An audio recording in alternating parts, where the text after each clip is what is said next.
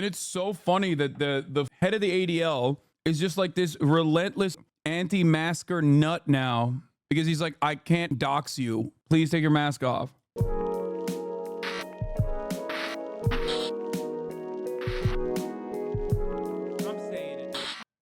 We'll talk about it. Yeah, I got Walter Masterson's new video. We're gonna do HogWatch. Don't you worry about it, baby.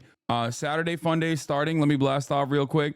Walter personally hits me up every time he has a new video. Okay.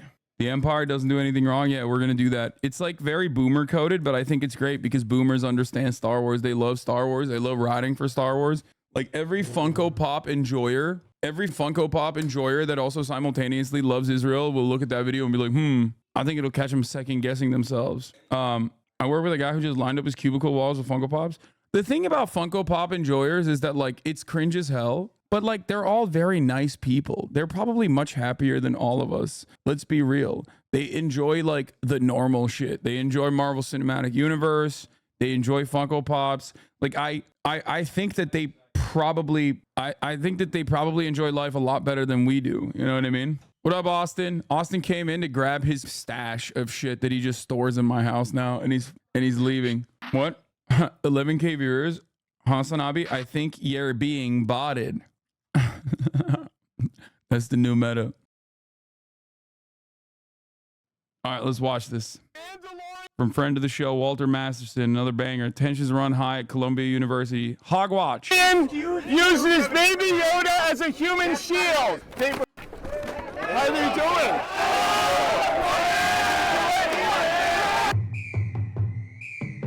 Why is it like so loud yet not loud? I guess it's because it's like peaking.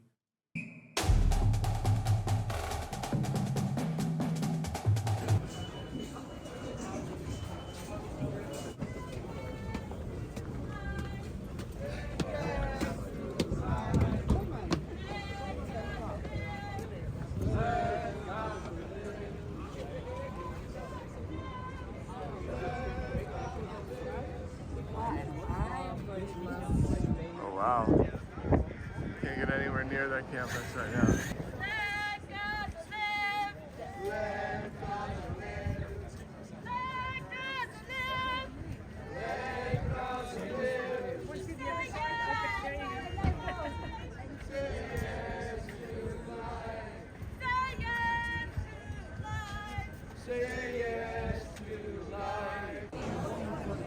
The Empire did nothing wrong. If Tarkin blew up Alderaan, the liberal media is not going to tell you that. The Rebel Alliance kidnaps children and they indoctrinate them. We're going to talk about Star Wars.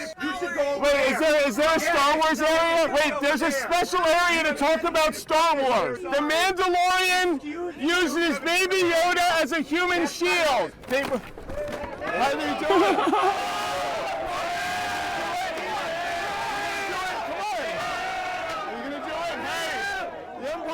Nothing wrong. Some people just don't want to talk about Star Wars. I was talking about Star Wars. You know, say what you want about the Empire, but they brought unemployment on Alderaan down to 0. That was scary, baby. These they people, were scary. These people, they hate the galaxy. You know, it's like, I'm sorry you hate the galaxy so much, right? They were scary. I'm scared. Honey, you know what? It's just, you gotta embrace the dark side. I don't want to. Don't make me. Right? I mean, just trust the Empire. Just keep calm and trust the Empire. All right? What if he makes a mistake? What, the Sith Lord does not make a mistake. You know, what if they hurt me? Oh, by the way, shout out to the comrade yesterday with this amazing t-shirt. Portugal Caralho. And he's yak too. Just the least jacked Hasanabi enjoyer, dude. The least jacked Hasanabi head. Average gaming viewer. Hey, Son, I just came back from the pro-Palestinian protest at Penn State. Aside from a few weirdos yelling at the movement, it went swimmingly. I haven't been following you for a while, but I just wanted to thank you for opening my eyes to activism from the river to the sea. Hell yeah. Your Fox News? I'm going to be on Fox tomorrow. Okay, yeah. So, So the Mandalorian was using Baby Yoda as a human shield. The liberal media doesn't talk about how Alderaan was being used as a base for the Rebel Alliance. Say what you want about the Sith Lord, but I mean, he, dealt with the Trade Federation and, the whole blockade of Naboo. Okay, and for those who are a little bit lesser known with Star Wars, could you draw the analogy a little bit more? You want to start with episode 1. You see how those... how does that connect to this issue or why you're out here today? What issue? What's going on here? What is this? Oh, Israel? Oh, huh. Hard to say, really. Thank you. The Empire did nothing wrong. Alderaan was being used as a base for the Rebel Alliance. Hard to say, really. The Sith Lord got the Hutts to start paying taxes. Han Solo was a human trafficker, all right? The Death Star has a right to defend itself. We are calling today for the resignation of the anti-Semitic president of the University of Columbia. Occupation of this university. So funny that these guys are literal Nazis. And they're like, yeah, we hate the anti-Semitism. Like, it's wild, dude. Shameless, okay? Catch these guys off camera and see what they really think about the Jews, okay? Well, actually, on camera too, they very openly will be like, no, like the Jews that don't convert to Christianity will die in the rapture. Anyway. Sean fucked and the other guy.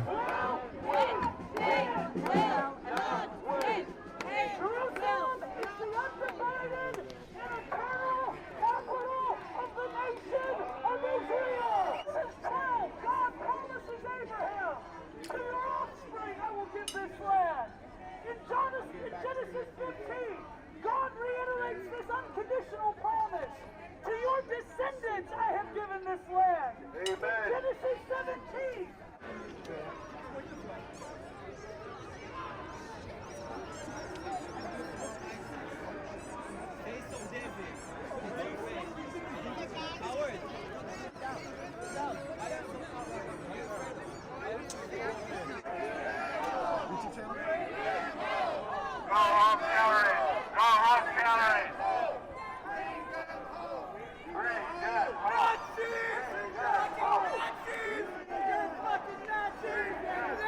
Oh, my man.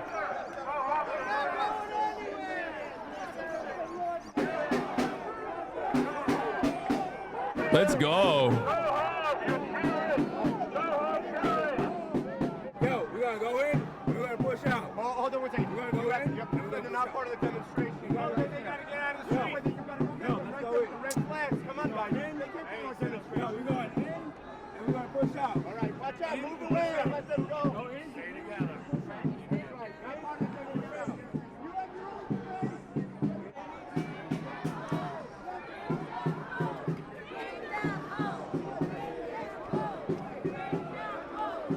Hey, give me. Get in the sidewalk! Get in the sidewalk, guys! Get in the sidewalk!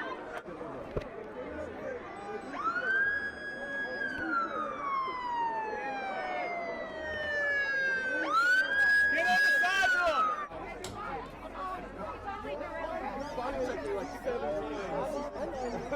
You just walk right in front of every other camera.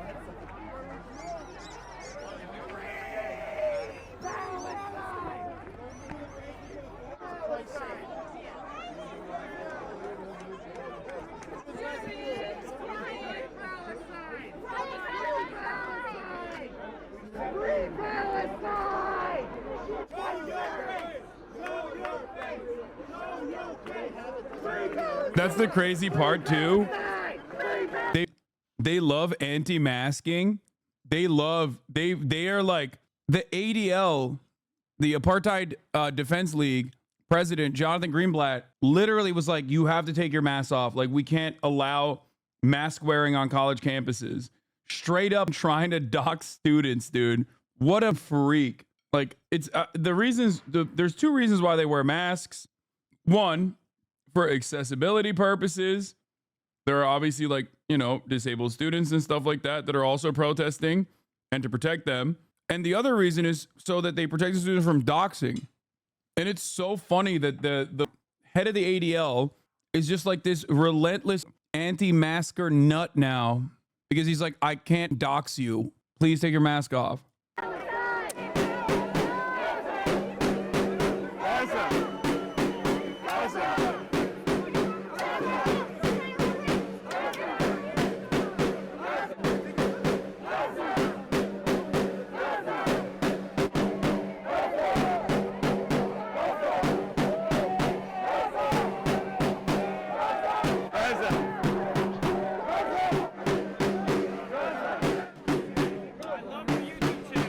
Thank you.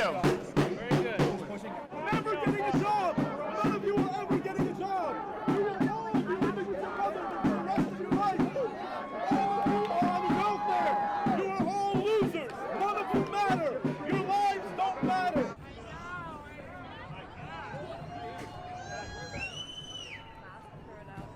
Yeah, I'm gonna toss him.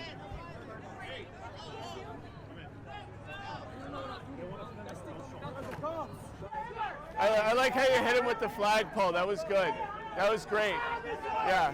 And no one saw you start it. No one saw him start it either. It's great. Hilarious.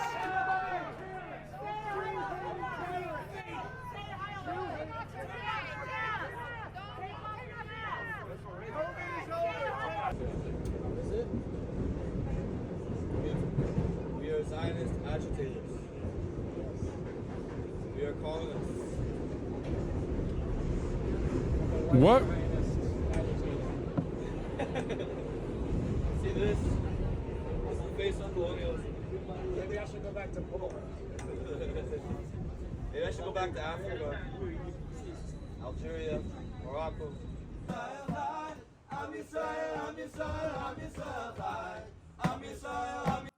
It's so funny that they don't have anyone to say like that says those things to them. So they just basically say it about themselves. One, they readily admit it as a joke.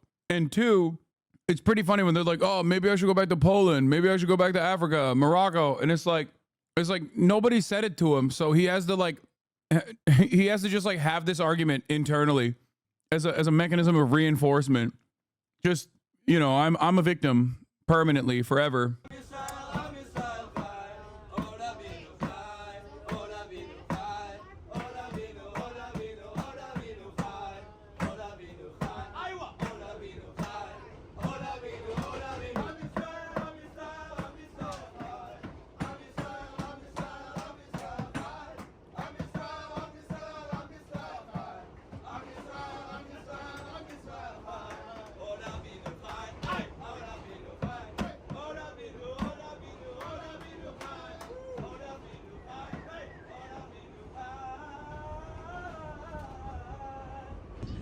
We both just got emails from Barnard saying that we are interim suspended. And for what? What's the charge? I mean, yesterday they came in, a few Barnard administrators came in and warned everybody, saying that if we didn't disperse, they would, what was it?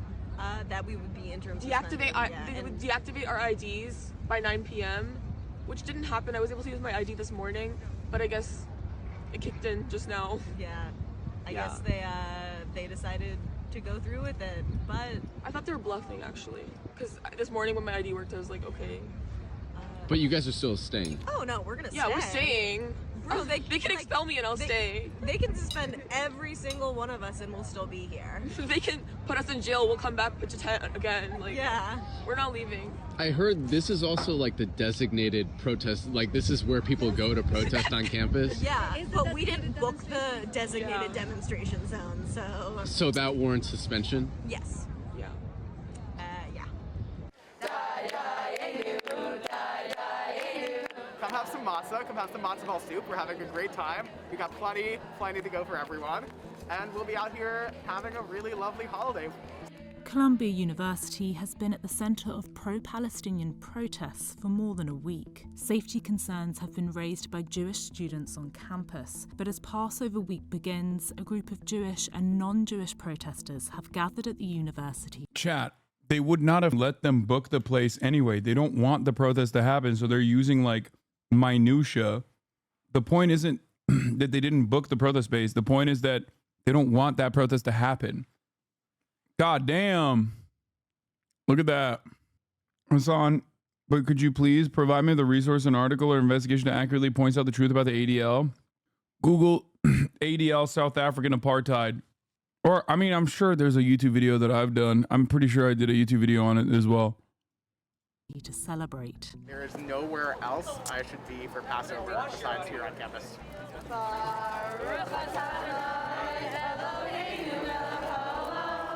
Passover is the story of our escape from slavery in the land of Egypt. And I think we need to recognize that on Passover, it's important to stand up for oppressed people everywhere, whether they're Jewish or not. If our gathering does not motivate us to do everything in our power to end the genocidal violence Israel is unleashing upon Gaza, we will not have fulfilled the requirements of the Passover Seder. I am Jewish, and to me, Passover symbolizes perseverance and resilience. And I think this encampment encompasses those two ideals, because we have seen the university take countless measures to try to suppress our student activism, and here is us persevering through that. I had seen so many statements online about how Jews weren't safe, about how Columbia had turned into a hotbed of anti-Semitism. Each of those statements further galvanized me to use my voice and my privilege as a Jewish person to come here and have a Seder with all of these lovely people. I'm part of a really proud legacy of progressive Jewish activists who have participated in things like the civil rights movement or the anti-apartheid movement in the 80s, where it's so important to us to transcend the barriers of race, class, ethnicity, religion, and that's what's happening here today, and there's a lot of joy here, I think really for the first time on campus in months. There were also many non-Jewish students who joined the Seder, and we're a little bit hesitant about whether they should eat matzah or not. We told them it was okay, you can try some matzah. It was really a beautiful thing to see in the middle of the pro-Palestinian encampment. I've been thinking about Moses and his rage when he came down from the mount to find the Israelites worshiping a golden calf. It is a lesson about false idols, about the human tendency to worship the profane and shiny, to look to the small and material rather than the large and transcendent. What I want to say to you this evening at this revolutionary and historic Seder in the streets is that too many of our people are worshiping a false idol once again. They are enraptured by it, they are drunk on it, they are profaned by it. And that false idol is called Zionism. It is a false idol that takes our most profound biblical stories of justice and emancipation from slavery, the story of Passover itself, and turns them into brutalist weapons of colonial land theft, roadmaps for ethnic cleansing and genocide. It is a false idol that has taken the transcendent idea of the promised land, a metaphor for human liberation that has traveled across faiths to every corner of this globe, and dared to turn it into a deed of sale for a militarist ethnic. This is really well done video, by the way. Like, jokes aside, there's some funny jokes in it as well in the beginning, but it's yet another great video showcasing the student activism and the methods and their overarching goals. So shouts out to Walter for making this video. Of course, very different than what gets covered in the media. State. Political Zionism's version of liberation is itself profane. From the start, it required the mass expulsion of Palestinians from their homes and ancestral lands. Is donating to humanitarian aid all that useful at this point? Israel's completely blocking it? No, you're wrong. Yes, it is absolutely still valuable. Bro, they literally said that after October 7 when I was doing that. Like, when this community raised $1.3 million for the 4 select Palestinian humanitarian organizations like Palestinian Red Crescent and whatnot. People literally were like, yeah, they won't even let that in. You're so dumb. Yeah. Or they said, Hamas is going to steal it all. Guess what, dude? I'm glad we did that shit. In the Nakba.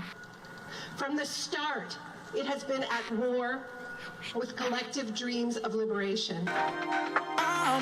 Great video. Yeah. You should have Bella Hadid on the pod. She would do it, I bet, if she saw it. I don't think Bella Hadid would do it, but her dad and her sister would do it, not Gigi.